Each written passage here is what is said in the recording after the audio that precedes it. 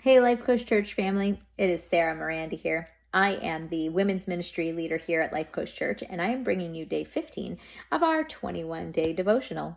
I hope so far you have seen God in real and relational ways, and that's what I'm going to talk about today.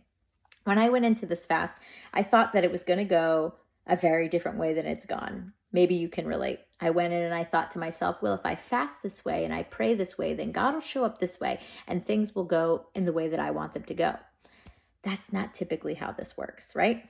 And so on day 6, God allowed something to come into my life that actually took the desire to fast completely away. Now, there was a conflict going on because my spirit wanted to fast and wanted to praise God and wanted to love God, while my body was just so frustrated and angry that I was conflicted with myself. And so there were moments of complete surrender in the spirit, which is wonderful. But then there were also moments of me telling my body what to do while my heart was not in it. My heart was far away from where it should be. I was lost.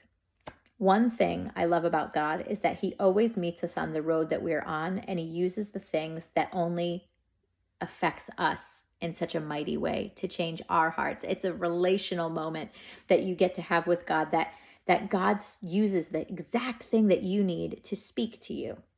So at the beginning of this fast, I went in and I asked God for new eyes for old passages, and I found myself in Genesis 8, Noah and the ark.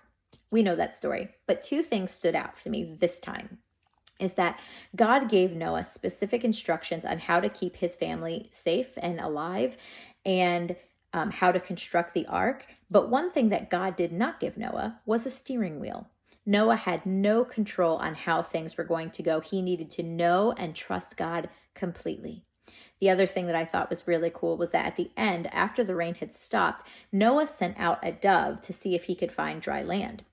And the dove flew all over the place and could find no rest. The rain had stopped, but the earth, the ground, was not yet prepared. And so Noah brings back the dove to himself. He puts out his hand and the dove comes back and he brings it back to himself. How much like our God, that when we are striving and trying and exhausted, God is there to help us come back in. Another way that God is just relational and real is that He uses other things other than the word, like the things around us. So I'm a gardener. And this past week, I uprooted a lot of plants to bring to my new home. And if you know anything about gardening, if you rip a plant from the roots, it threatens death. It is so traumatized and shocked that it becomes like a diva and just keels over and threatens to die. The cool thing about plants is that if it has strong roots, even if the outside looks awful, it will survive. And so a couple of days later, after the trauma has subsided, it stands stronger than when it started. Another thing that God does is that He uses people. And today, God spoke to me through my son, Grayson. As we pulled into our new driveway, there is a canal next to our house. And Grayson says, "Man, that's really ugly." And I said to him, "Well, Grayson, the city's working on it. It'll look nice eventually." And his honest response was, "Well, Mom, it doesn't look like it." And in that moment, I gave this logical response to him, but it was just like from the heart of God. And I said, "Even if it doesn't look like it, Grayson, they're still working." And God spoke to my heart in that moment and said, "Yes, Sarah, I am." Sometimes, church, things look hard and messy and impossible. And I'm so thankful for the series that we're in at church, Mission Possible. If you haven't seen any of them yet, go back and look, because it just shows us that with God, all things are possible. He's always at His work. And even when we can't see it, we don't have to be afraid. We just have to believe. So wherever you are on your road today, remember these things. 1, God longs for you even if you have exhausted yourself and you have been trying so hard. Genesis 8:9, He still wants you. That our roots can and will grow down into Christ's love, and that will keep us strong. Ephesians 3:17.